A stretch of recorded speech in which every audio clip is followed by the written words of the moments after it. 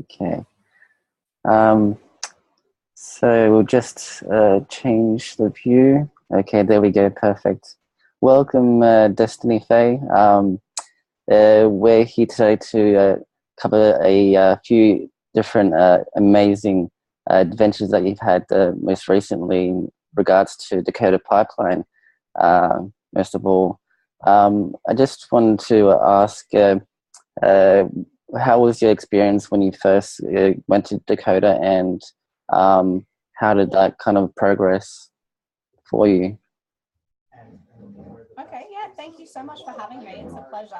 I'm just going to wait a moment. Can you hear No me? worries. Go with the flow. Can you hear uh, just a little bit. Sorry, is it any chance that you guys can just be a little bit quieter? Or cabin. Sherry, any chance? No, we can't. We're going to be talking. I got to go on the phone soon. Okay. I'm going to be talking in here. Okay. Yeah. I'll see if it works if I go outside because they're going to be talking a lot in here. No worries. That's okay. That's understandable. Okay, we're back. So just briefly recount the experience that you had going to Dakota Pipeline, and what kind of emotion and feeling that you got from that personally, energetically, and whatever came to you, or like organically, when it comes to the protests and everything. Yeah, thank you. Thank you so much for having me here today. The initial experience was quite phenomenal. I arrived at about 1 a.m. and I didn't really have a place to organize to stay. So I ended up sleeping in one of the kitchen tents, which was funny. And then was woken up by some chanting around the sacred fire. So I ended up walking to see what was happening, and they were doing some speaks and doing some prayer ceremonies around the fire. And the particular day that I arrived, they didn't have like a protest action per se. They were organizing to open up one of the roads through the town that had been blocked off with a blockade to prevent the construction workers from coming through and working on the pipeline. So there was some police that were there, and they were ending up going to do like a prayer ceremony. And they had a bunch of different Native women doing a special sacred blessing healing dance that were there. So I got to participate in that, and it was so phenomenal. There was so many people that were there. There was film crews on the side. The land itself is quite phenomenal and amazing. Mm-hmm. And the energy was just profound. I was doing a lot of healing work on the earth while I was there, and just holding space, holding a place of peace. A lot of the time I was sending out energy energetically to all of the workers for them to, I guess, have some reform of what they were doing, because to them, I guess, it's just doing their job, so they don't necessarily understand the damage that it can be doing to the water and all of the people that are going to be drinking the water and consuming the water. To see the women dancing was a really phenomenal experience. Usually they wouldn't allow people to record, but they made a special decision to allow people to record it to share. It's usually something that the natives do in sacred locations, and it's part of their tradition. And because of the phenomenal impact that this has had all over the world and all of the support that they were receiving, they really wanted to be able to share this with more people. So I was able to get some footage of the healing dances, and one of the elder women there had shared the story about how she got her healing dress and about how the dress chooses them. And then there was a lot of drumming and ceremonial stuff. There was a couple of chiefs that were there who were doing a few speeches afterwards. I made some amazing connections with some soul family who I ended up traveling with several weeks to a month after leaving the pipeline. And the experience was, for me, I just felt this overwhelming gratitude for being there and being able to see that it was kind of this pinnacle point of unity for the earth. I kind of just had this overwhelming feeling of this is just the beginning of what we're going to be seeing. If people from all over the world have come to this location to help the natives and to help the water and Mother Earth, it was just so profoundly amazing. And I'm so grateful to everybody who was there and everybody who sent their love. I had a lot of people who had given me their blessings to take with me.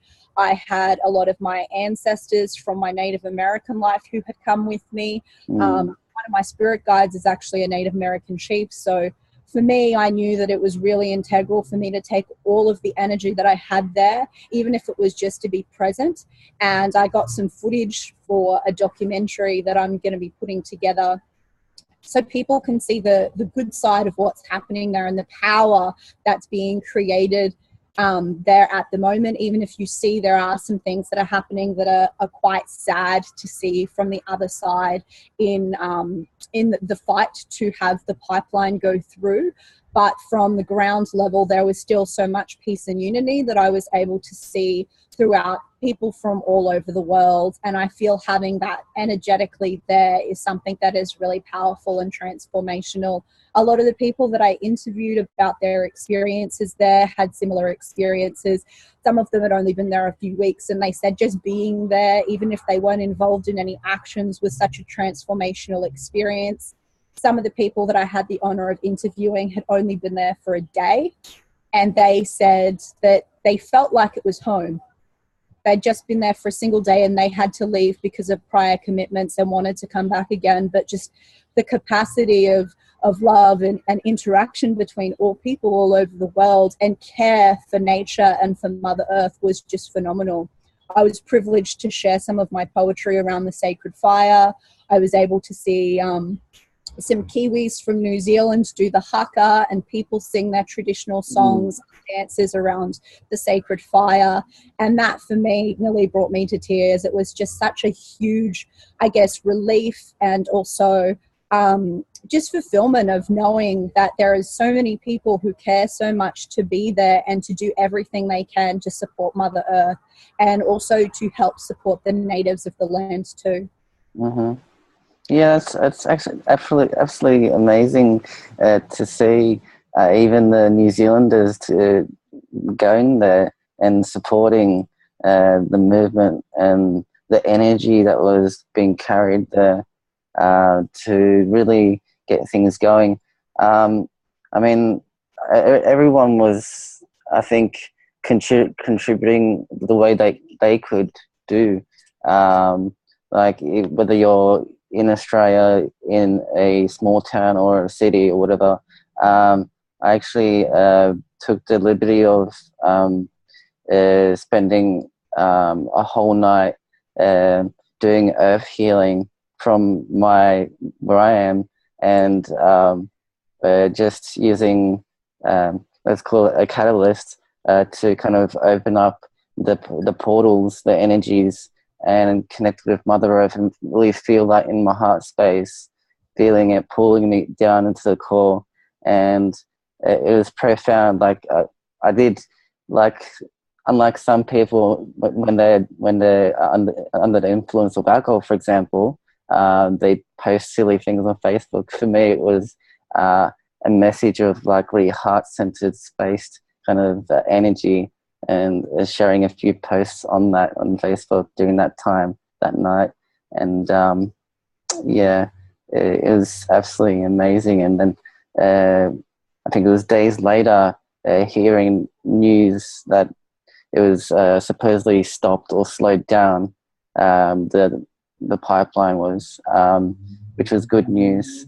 But most recently it was a bit disheartening with Donald Trump apparently signing some papers saying that the pipeline was going to go ahead. They were going to try to construct it, and I was like, oh, this is just shocking, terrible. So I'm not sure if you came across that on Facebook with what he did most recently, and what do you think about that? I have seen the same information, and I'm not going to like dispute or comment on whether it's true or not. If it's really then it's most likely true, because a lot of that type of stuff does get released. From my own perspective, I don't think that it really necessarily stops the potential of the need for love, support, presence, and donations going there, especially to the Oseti Sikwan tribe.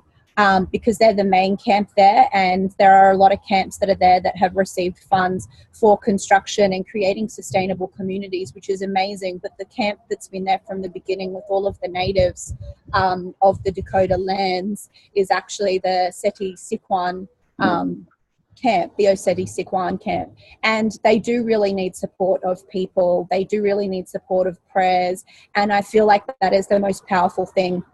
I had some experiences over Christmas and New Year's at specific locations where I was around a lot of dense 3D energy and a lot of man-made constructs and, I guess, things to keep a lot of control in place. And I really felt that I was like guided to be in certain locations, and felt within my power to know that some of those things weren't necessarily going to prevent me from doing what it was I was here to do, guided by spirit.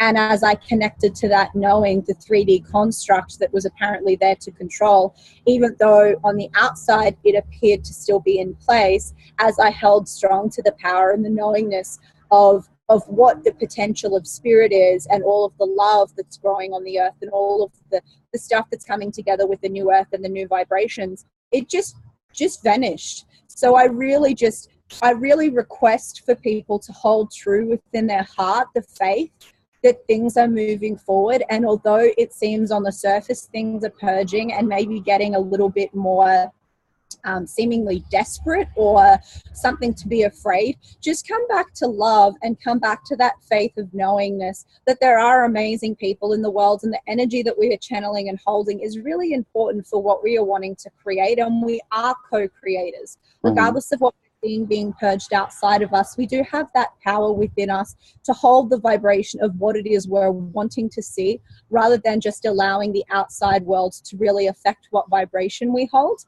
I don't buy too much into the politics, even though that's there, because for me, I don't feel like it's an energy that I'm wanting to hold within me. A lot of the time it creates fear, and I prefer to be in a state of love. So I bless whatever is happening, and then I just come back to my own presence of creating what it is that I'm wanting to see in the world within myself, embodying that, and then being able to go out and create that wherever I go. Yeah, definitely. It's I think most of us don't really buy into that construct of politics, and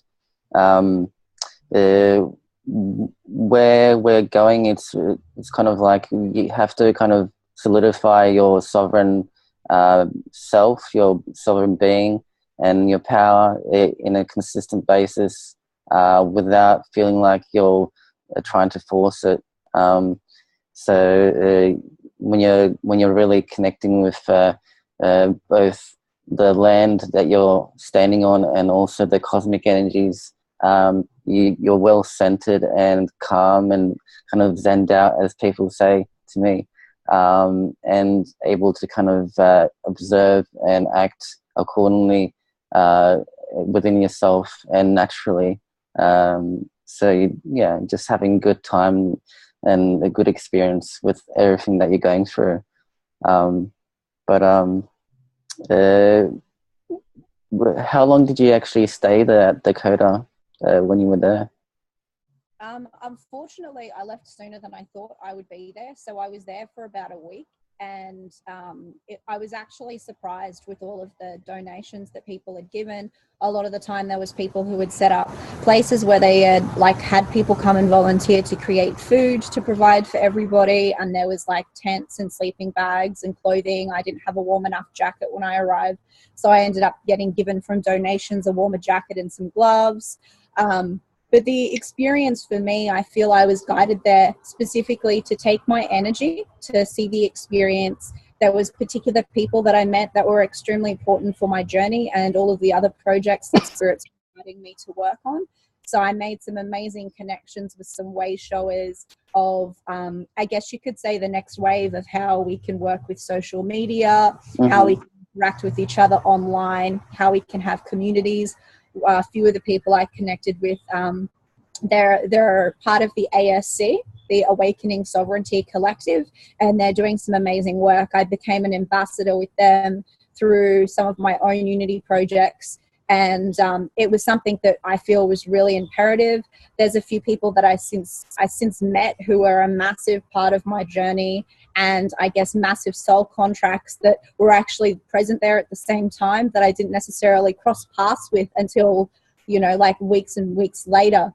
So I feel like it's like it was a catalyst for so many people being able to interact and connect with their soul family, and to be able to learn and understand the native traditions, because the natives have a lot of wisdom and knowledge, and it doesn't matter which country you're in, whatever natives, they have like the sacred knowings, the respect for the land, the respect for their elders, the respect for their ancestry lines. And that's really important to even just be around, to be able to see. There was a lot of sweat lodges that they had at multiple locations, and something really positive that's also happening is, like I mentioned before, there's some other camps that are there that are further away from the main camp, and there are people there who have had a lot of donations that have created a school. They've started creating a sustainable community. They have like a media center. So it's going to be like a hub and a catalyst for having, I guess, more sustainable living, in a way to combat whatever negative energy appears to be there. And as you arrive at the main camp, it's so profound to be able to see all of the flags lined up along the driveway, because there's literally hundreds of flags from countries all over the world of people bringing their support and love. And I feel on my journey that was really integral. I really felt like I had offloaded a bunch of like good vibes and energy and prayers when I was there. And ever since I've left, I've intermittently been sending prayers to the water. I've been saying one of the native terms, which is Miniwachoni, which means water is life. And that's something that I regularly say. I've been blessing my water before I drink it a lot more. I've been having a deeper connection with the water. So it's impacted me in such a profound way. And I will be going back. I'm planning to be going back some point in March when it's not as cold, because I don't have some of the things that are necessary to keep yourself safe in the really cold conditions, because I didn't necessarily know that I was going to be staying in those type of conditions, or that there'd be a lot of you could say like snowstorms and things like that occurring. And they had a lot of people who were there that just didn't come prepared, and they don't have the resources currently to provide for everybody in those conditions. There have been people, even that just live in the town, that aren't even part of the camp, that due to those weather conditions have had illnesses and deaths because they weren't necessarily prepared. And it's not an easy place to be with that weather. So as soon as it starts to warm up again, I've got a group of people who I know who are still there, who have a place for me, and who I will be going back with some other people I know who are also going back as well. They'll continue to need help no matter what happens, whether the pipeline goes through or not. There will be people there, there will be community there, and they will be needing donations and support and people presence, all going through, especially going through to March. If there is a good enough energy and a good enough vibe, I believe that the love will trump hate and will trump the negative things that are happening. We have a lot of power within us, and I believe that can achieve anything. Love will be able to prevail. It doesn't matter what it seems like on the outside. I know that this is something that as we come together, even if we're, it doesn't matter what country we're in, if we come together in unity and love within ourselves and then sharing that externally, we will be able to achieve anything that it is that we're desired collectively, because that is what's going to create the reality that we're in. As we collectively come to that place of unity and of love and of our co-creative authentic power, that is where things will start to create a tipping point, and it will dramatically shift. And I've already seen that happening, especially just the presence of the people that are at Standing Rock. And I'm so grateful and honored for those that are still there now, and those that have been there through the really challenging weather that they've had. Yeah. When you're talking about reaching a tipping point, it reminded me of a discussion that I came across, and it is very much vital to come together as much as possible, where the reality can get shifted into that vibrational frequency for the anchoring of the better result that we desire within a heart-based kind of construct. And it's definitely something that's happening more and more as we get to pivotal kind of points in transitions with the energies and shifts going, and the energies that are coming in from the cosmic core of the universe itself. Seeing people having to either face their personal demons or the people that have done so, and we're seeing a lot of those people that have dealt with the personal demons uplift, really increasing their light, but also getting more attention from the people that are prepared to move forward along with each other collectively. And like they say, at first you are the student and you learn as a student, and then when you become the teacher, you reach your hand back and grab onto the other students behind you, so you can kind of step up together. And that energy, especially for a certain soul family, becomes very intense and very powerful when it comes together. Like you mentioned with soul family, that energy builds up and creates that field. So whoever comes into that field of energy gets triggered and transformed into the more pure, more original self, and learns from being around you. So you're holding that frequency, and everyone else is holding that frequency just by being there. And it's definitely a magical experience to go through. As I myself experienced in New Year's Eve with going to a space in Bendalong, down south in Nara, near the water, near the forest, and a fire in the middle, like a point of purification and activation, and going around that and moving your hand around like a wizard, pretty much, and then all those energies kind of going through and creating that field, but also learning to kind of balance the darker energies that come in out of curiosity, not to attack necessarily, but it's a balance between the light and the dark that comes in for that experience. But anyway, going from that, how was your experience with going to Mount Shasta? Well, Tell me about that. Related to New Year's. So I was actually thinking of that when you were talking about New Year's. I had some pretty profound experiences beyond what I had thought, that were quite phenomenal, and you could say even life-changing for me. I've been talking a lot through my social media network about the new earth, and there has been quite a lot of, for some people, backlash where they see the contrast in where they're like, no, the earth is getting worse, not better. And one of the reasons why I'm so confident about New Earth being here now and everything just coming into play as we shed the old and allow ourselves to see what is present and what is happening is because of some of the experiences that I had on New Year's and after New Year's. To give a little bit of a backstory on Shasta, if you're not too well aware, apart from it being like a chakra portal, Mount Shasta was connected to the ancient city of Lemuria, and there is actually a tunnel to Hawaii, and that was also the leftover remnants of Lemuria. So there is a lot of spiritual people there, spiritual spiritual energy, and there is a lot of people who have claimed to have sightings of both Lemurians and beings from the under earth of Agartha.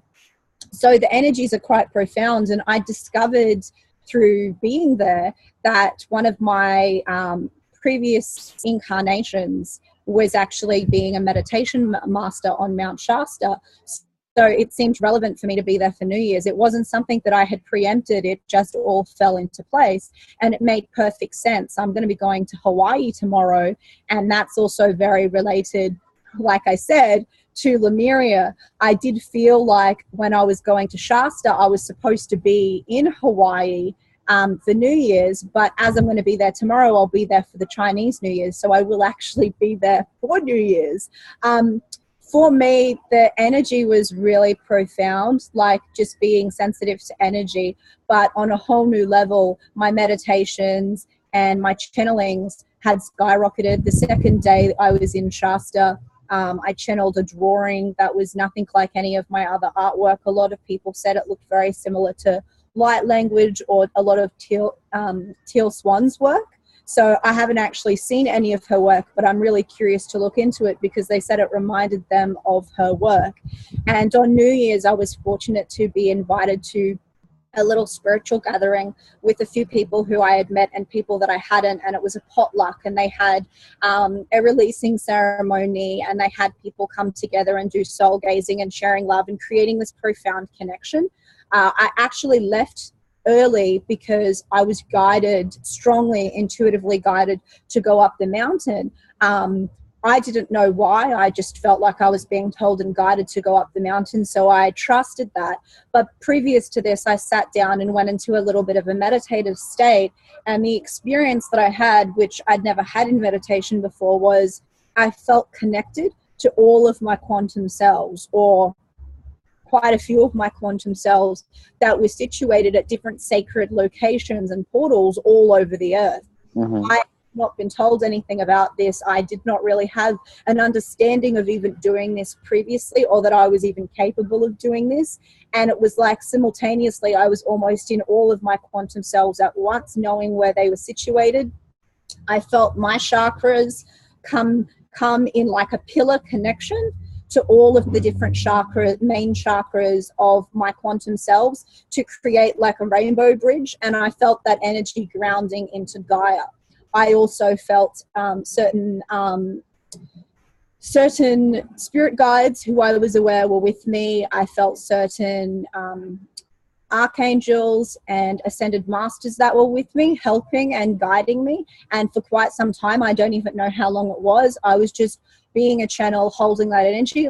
I've been a channel for higher frequencies, grounding into the earth before, and I know a lot of the time it's why I'm taken to certain locations to just be that bridge and that channel, but it had never been like that before, and I feel like it was fully amplified by being in that location and almost activating some of those memories from that lifetime that I had previously been living in Mount Shasta.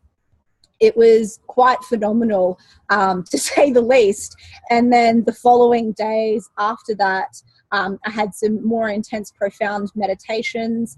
Later on that evening, before the clock struck over to the new year, I was on the mountain with one of my twin flames. I actually had met my third twin flame, who is a very different type of a relationship to all of the previous twin flame connections that I had made. And he was not going to come with me, and then decided that he was going to come with me to go up the mountain. And 11:11, we were on the mountain strongly being guided. And then 12:12, we stopped at somewhere off the road.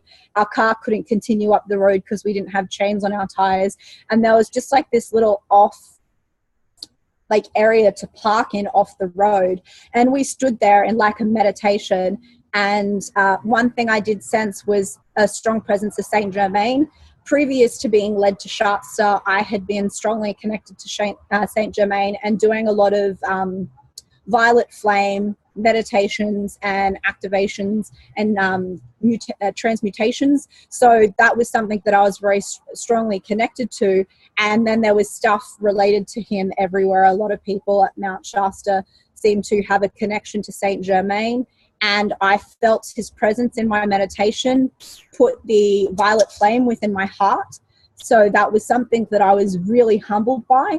And then I felt the presence of different galactic relatives. I know that I'm an ambassador for multiple different locations galactically, not just one. I do have a strong Palladian presence, but there is also a lot of Lyran and Andromeda that I have connection to. So I felt a lot of their presence around me, supporting me. I was told that in front of me there was like a false wall, like a mirror, that was actually blocking some of the other dimensionality. It was like a veil that was there, that the barrier was like thinned in that area, but it was like off the edge of the cliff. So I'd seen the veil, a rainbow bridge in a crystal castle, and there was certain galactic family that I had resonated to that were on the other side of the rainbow bridge, and I was ready to walk across, but I was guided to ask what my twin flame felt comfortable, and at the time he felt strongly guided by his guides that to get through it was to go within and not to physically have to go across. And perhaps neither of us were at that level where we were ready to cross over. I'm not too sure, but we both decided that that was the time. There was fireworks. After 12, we remained there for a while. We looked around the area, sensing energetically whether or not we should attempt to walk off the edge of the cliff. And after he had got the guidance that we weren't supposed to, I said, okay, I trusted that. And we ended up sleeping in the car halfway up the mountain, listening to The Secret, and then woke up on the 1st of January and finished listening to the audio version of The Secret. So I felt really refreshed and renewed. I felt like I was in a whole nother vibration. I felt everything was fresh, and I could see even throughout the day on the 1st of January, I noticed subtle differences that I could feel all of the energies were integrating. And until, for me, I was able to release any illusion or thought constructs that kept me bound to the old vibrational frequencies of the earth, I wasn't going to be able to completely see and embody where it was currently at. So the next few days, that was really what I was attempting to do. We had car troubles, which for me was a sign we weren't supposed to leave. A lot of people say that if the mountain wants you there, it will not allow you to leave and you'll have car troubles. And if it doesn't want you there, it'll make sure you have car troubles before you get there. So I was really grateful to Mount Shasta and the transformational experiences that I had. Mm-hmm. And it just instilled this profound sense of knowing and trust of what is going to continue unfolding, and that the new earth energies and all the support we have for that are really present, and that the earth is really moving through that stage. And she still does need that support from us energetically, and also to just hold that space within ourselves for her too. Mm-hmm. Yeah, that really sounds so exciting. It's just when you experience things like that, you just want to you really want to embody that and just carry that with you consistently, so you can kind of be that. The amount of energy that goes through you, and the visual kind of experience of living in your element, getting that glimpse of what is just in front of you. But what I just felt was like when you said that it's something that's going to integrate itself progressively, and I know, and I'm sure you do too, as well as other people, that you can't. It's not like we can't just put it all on ourselves straight away. It's kind of like putting layers of clothing on top to actually be well equipped, and to fully function properly. Otherwise, if you just throw it on straight on, it's going to overwhelm you, and you're going to probably go a bit crazy about it. But yeah, it's definitely going from New Year's Eve. It's you can take a few notes from that and have a little opening, so you can kind of go through and have that little connection, that line. line connection and kind of channel through the information more smoothly, and have a good time with that, and help you go through the experience more progressively and more organically with that force. So it's pretty cool. I just wanted to check what time you want to finish off, so we don't drag it too far. We can continue on doing a second interview if you like later on. But yeah, just checking with you because you have a meeting coming up. Oh, I'm okay for now. Yeah. Yeah. Much time to prepare for that, so we still have a little bit of time. Oh, okay, cool. What time is it on your side at the moment? In Mexico at the moment, it's nearly 4 p.m. So it's 3:45 p.m. 3:45. Okay, cool. But yeah. How about what else can we cover? I mean, I can talk a little more about this summit coming up in my documentary if you'd like. Yeah, we can definitely cover that. So what is the summit about that you're doing? So the summit that I'm creating with a couple of other people is called New Earth, New You Now. So it's about sharing information about the new earth, sharing information about personal development, spiritual development, health and well-being. So there'll be some amazing speakers over a 3-day period that are going to be having different categories and different periods of times. There'll be some times for them to be asked questions. It'll be like a video conference type of a situation. There will be, over the 3 days, a major speaker that will be speaking for longer throughout the middle of the day. And there will be like an open, you could say, chat happening for about an hour at the end of every conference call of the evening. So for about an hour, there'll be both speakers and also people who are attending being able to communicate about a specific topic. So a topic will be selected for each of the 3 days.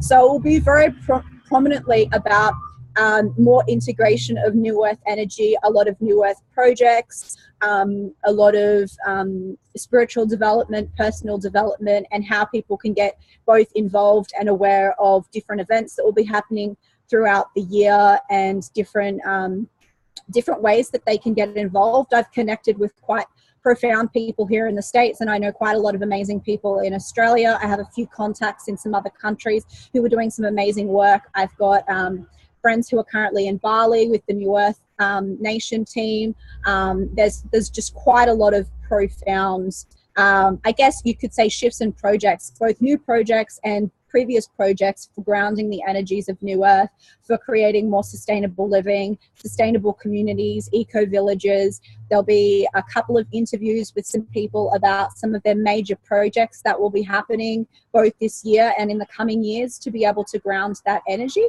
So if you're somebody who's interested in personal development, spiritual development, either being a speaker and you have interest in New Earth or understandings of New Earth energies and New Earth blueprints.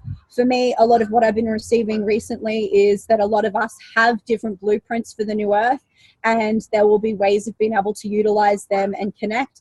There's going to be a couple of physical events happening that will be spoken about on the conference calls as well, and sharing information about how people can get involved with both festivals, with sustainable communities, and all sorts of different things, from online New Age communities, New Earth communities, to offline, and all sorts of ways of creating your own eco-friendly, sustainable communities. So if you're interested in any of this, there will be, I guess, a link below with some more of the details, and that'll be happening. The first one will be happening on the 3rd of March, and there'll be some other events that will be happening in a few locations in Australia and America, physical, which is more about, I guess, collaborative visionaries being able to come together and being able to have even more support for each other in all of their projects, and help them to move along much quicker, even if it's getting funding. So anyone that's needing funding for some of their projects, there'll be major opportunities for funding through this as well.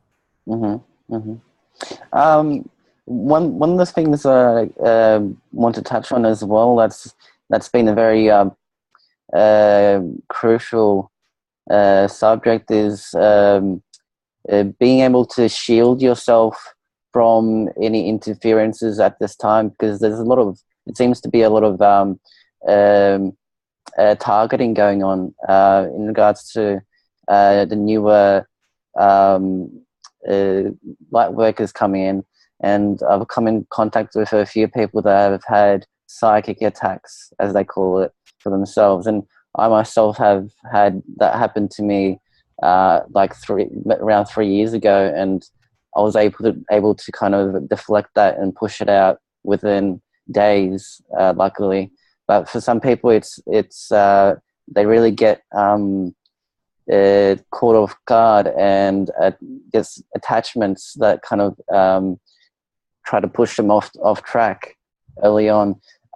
So what I want to know, in your experience, what are some basic like visualization or words that you can use when you're in the meditation in your bedroom, for example?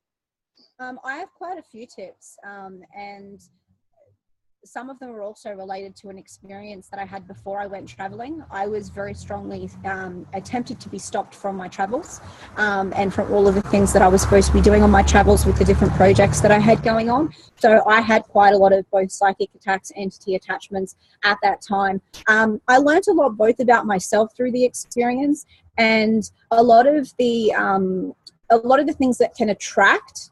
The first thing, if you haven't got them and you're wanting to prevent it, is make sure that you're conscious of your thoughts. So even if we're going through purging periods where we're releasing a lot of stuff emotionally, some of that purging is not necessarily even related to anything that we can perceive happening around us. It's just a purging and healing process.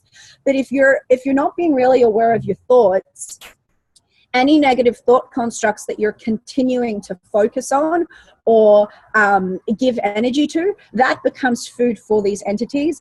And if you're vibrating at a high enough frequency within yourself consistently, they won't actually be able to get to you. So even though we're in this position of working as light workers, and we are working in a lot of dark places, transmuting it, it's to be able to use your thoughts. So if you know a lot about alchemy was, they practiced on metal to turn it to gold as a practice on a physical level to learn how to transmute their mental thought processes into gold.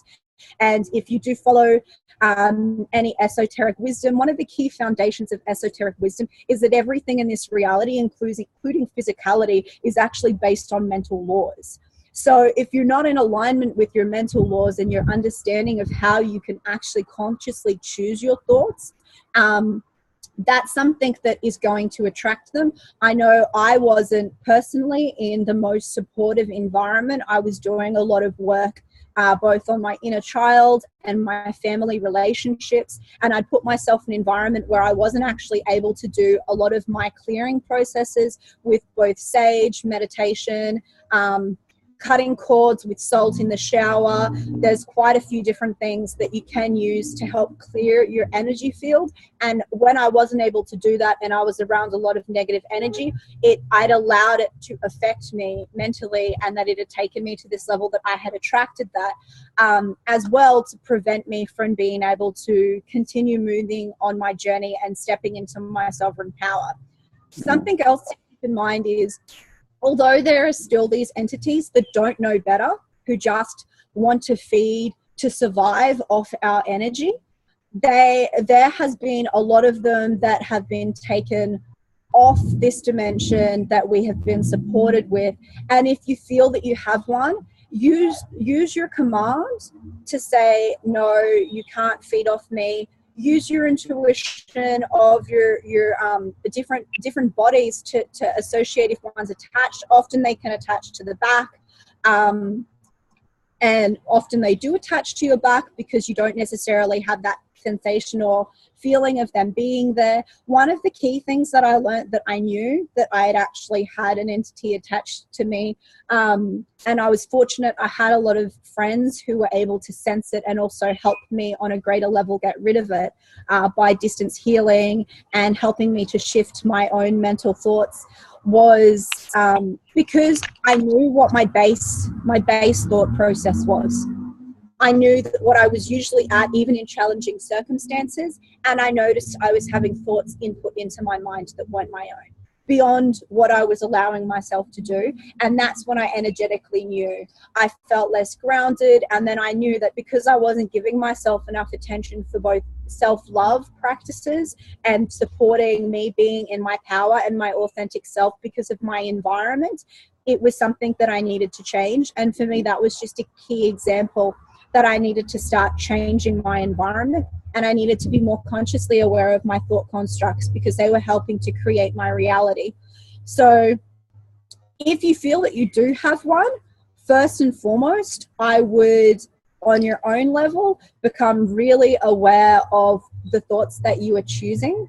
I would command that it leaves. I would call upon whatever ascended master or angel that you resonate to that's really close to you, or a spirit guide, to ask to take this entity back to source. This is some really great advice that I had been given along my journey. It's not necessarily something that we can send it back to source. We can request aid in taking it back to source. A lot of them have been so detached from source for so long that they actually fear going back to source, so they need to be taken back there. And there are still going to just be those that are leftover remnants that have been incarnate, that when they were here, they weren't necessarily abiding by the universal laws, and they weren't necessarily allowing themselves to ascend on a particular process. So they became disincarnate, and because of that fear, they refused to go back to source. So having love and compassion as well is really integral, knowing that it's not like they're wanting to attack you because they're wanting to attack you. They're necessarily feeding off you because they're wanting to survive, and they're stuck in that place of just survival. And if, for example, if there was an animal that was really hungry and it saw something, and to them it was food, and it went to eat it, even if it was attacking it as an animal, it doesn't come to their thought process that it's wrong or bad, because that's not how animals work. Not all animals are like that in the way of eating food, but that's the process of these entities. There are other things involved when it comes to attacks. I think some of the attacks that people would be receiving are most likely going to be from electronical devices, because since we changed from the analog to the digital, there are frequencies, especially microwave frequencies, that will lower people's vibrations and keep them stuck at a particular vibration where it's going to be affecting them on a mental level and a physical level. Being careful what you listen to, because you don't know what subliminal messages are in certain music. Being careful what you watch on TV. These are all the things that will influence you, not only on a physical level, but for what your mental constructs are going to be.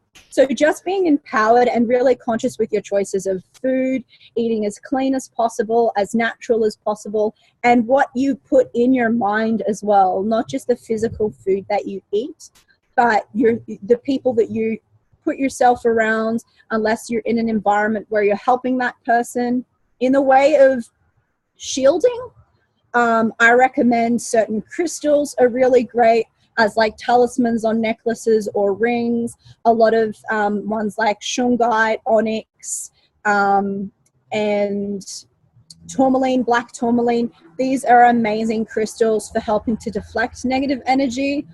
Something else that's really amazing that I've been doing a lot, even to protect my body when I go to sleep and I go into the astral planes, is calling upon your energy field and your higher self and the ascended masters and angels to put a golden and crystalline casing cocoon around your body.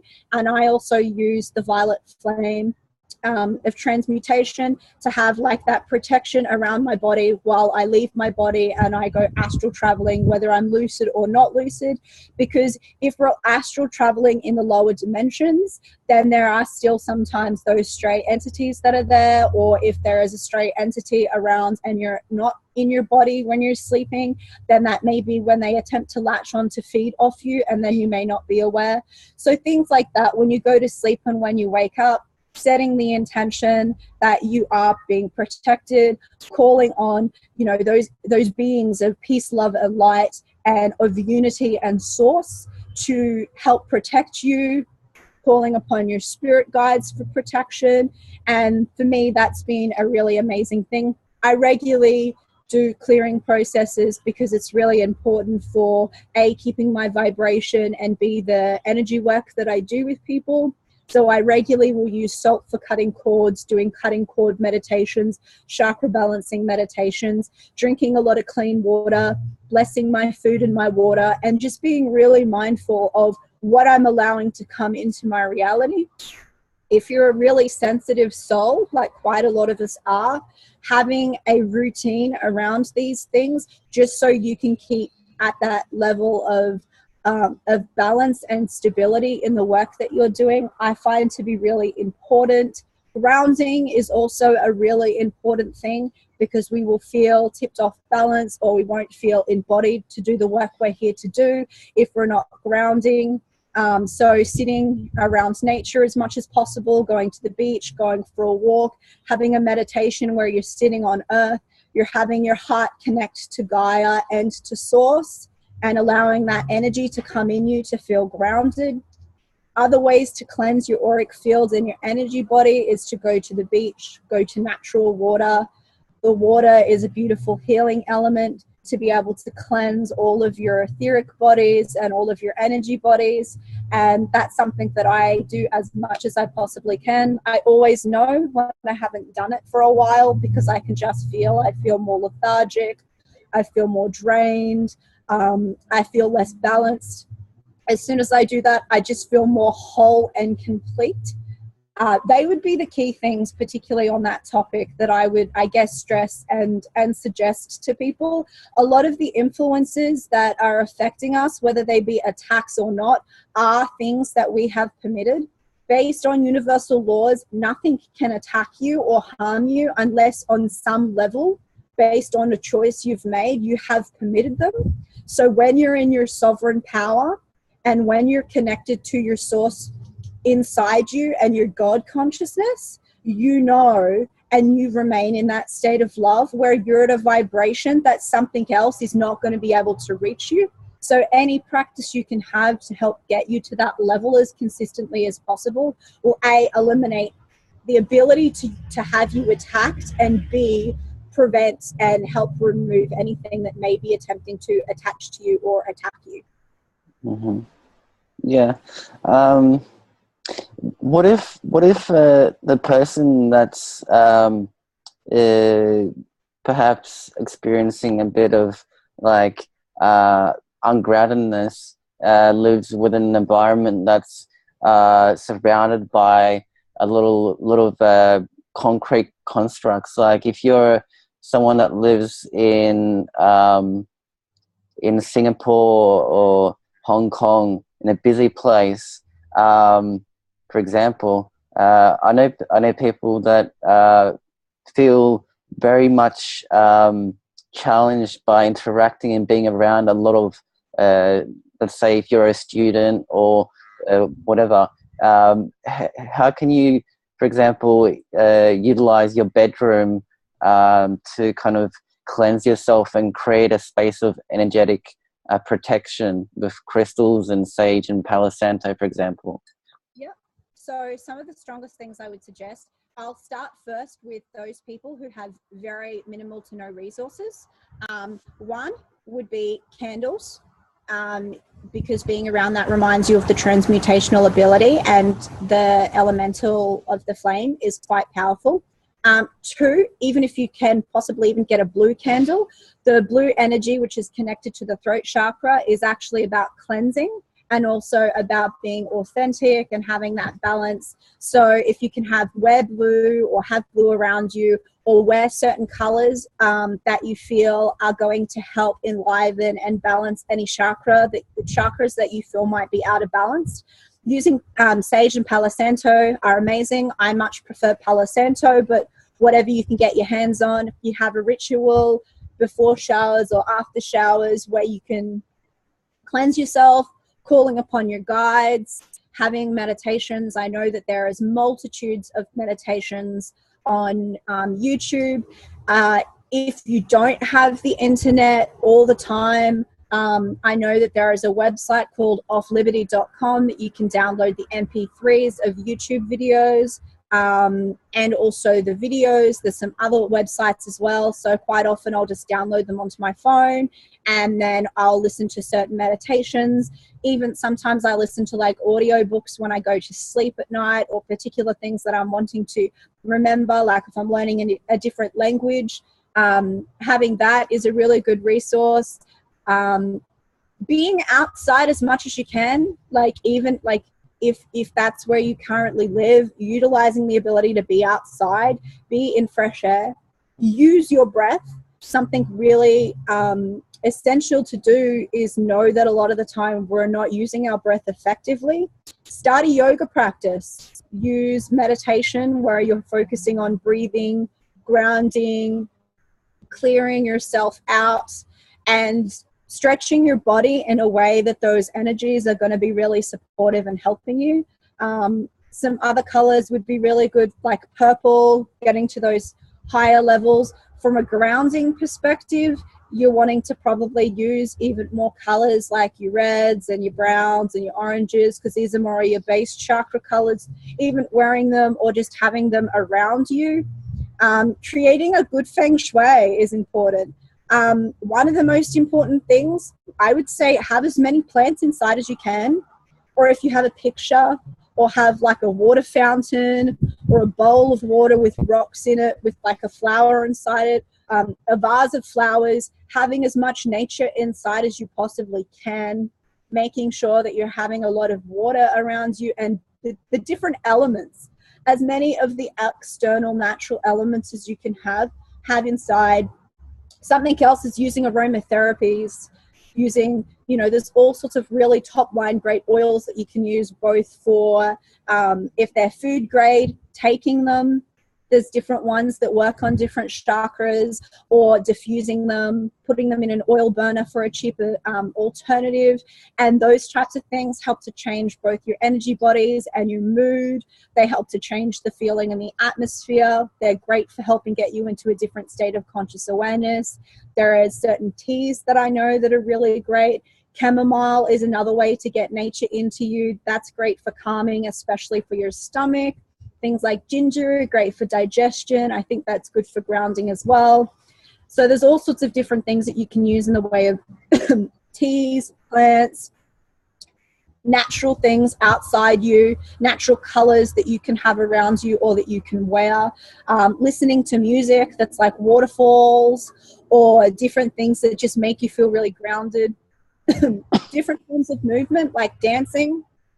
I know that really gets your body moving. If you have a lot of fun dancing is a really great way for me to feel grounded, or walking around barefoot and putting your conscious awareness on the base of your feet. Mm-hmm. Yeah, fantastic. That's a nice plethora of information as we go forth in 2017. No matter where you are, no matter at what stage you are in your personal awakening, I think that information resonates with a lot of people, and it's just by speaking about these things right here, no matter what happens, we're radiating that into the light grid that's going across the planet at the moment, and has been since creation. And it's really exciting. Like, I can feel the energy within my sacral and root chakra just shooting up, because it's creating that hope and that kind of motivation for getting out there and really enjoying the adventure and not making it a chore, and kind of putting it into perspective of not taking it as a consumeristic kind of thing, like it has to happen straight away for it to work, but enjoying the journey of doing what you need to do, and even if it's a small bit of the practice, just being mindful and being in that moment as it comes in to you, and then that will fully embody itself, and then that realization of, let's say, letting go of guilt and inner child kind of you know imbalances, where you don't have to worry about if it's sexual or whatever. Like some people are going through the subject of the innocence of the child, the energy, and associating it with a sexual context, when it's just a pure kind of expression of the self, the body that you're in, the experience of being human. You know what I mean when you speak about that. It's just being yourself without attaching yourself to the 3D constructs, the thought forms that have been put in from your parents, that have been taught by the system, that any kind of thought of what is sexual or deemed sexual is bad at that stage in your kind of development, when it should be a constant daily thing, a natural thing to explore yourself, and say, yeah, that's great that you did that. Like, I'm proud of you. That is this, and this is how it works, and this is how it is, and it's natural, and not setting any limitations. So, yeah, very good, very exciting, and I'm really deeply appreciative of everything that you've shared today, especially with the last 20 minutes or so. And I know a lot of people that I keep within my heart and in my thoughts, that will benefit from the information that we've shared and you've shared especially. So I look forward to any future discussions that we'll have, and especially when you get a chance to come over and you can finally have a special kind of get together and whatever else. Yeah, well, I feel like there'll be some more interviews in the way of what you were just discussing, because it's both something that I've been researching a lot and very passionate about, the balancing the masculine and feminine, and then the healing on all the different levels of self. Mm-hmm. I've been doing both extensive research and been channeling a lot of information. I've been told that I'm going to be connecting a lot with Kuan Yin in order to do a lot of information into a book that I'm going to be writing called The Relationship Illusion. So I'm very excited about more learning and more information coming around that area of integrating and balancing the sexual energies, both the masculine and the feminine, how that's been balanced in the past. And I feel like that's something that would be a great topic to discuss and have an interview about in the not too distant future. But thank you so much. And thank you to all of you for watching as well. So much peace, love, and light to all of you. Mm-hmm. And yeah, I wish the best in your travels, and I think being able to use this medium of expression will be very much very interactive, and I think something that we can utilize is things like Instagram, to do 1 minute or 30-second interactive videos, where you're walking and you're expressing something that's coming to you, or even doing short videos on YouTube with your mobile phone, would be very beneficial. And I think that's something that's coming into my space as well, that's kind of come up. So yeah, expressing yourself, clearing your throat chakra. Yeah, definitely. Yeah, I'm going to be writing an article and doing a video at a later date on getting your word out to encourage and give the foundations and tools for more people to feel comfortable in getting their word out, whether it be the written or the verbal word, because I do a lot of Facebook Live videos, and I've been writing on my blog for quite some time, and I'm sure you've got the same questions from people constantly. How do you get about writing a blog or writing a book or doing videos, and what's the process? So it's something that I'm really excited to be able to share with people, because it's so important right now for us to be able to express ourselves on a personal and creative level. Mm-hmm. Yeah, definitely.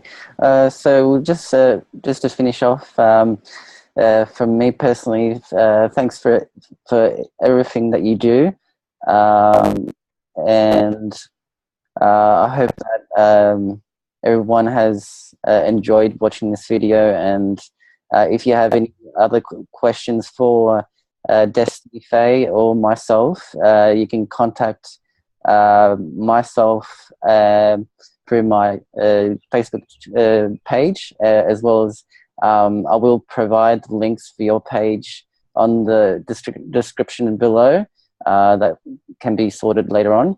And yeah, definitely looking forward to future interviews in regards to how we can better go through the process without getting interfered with too much.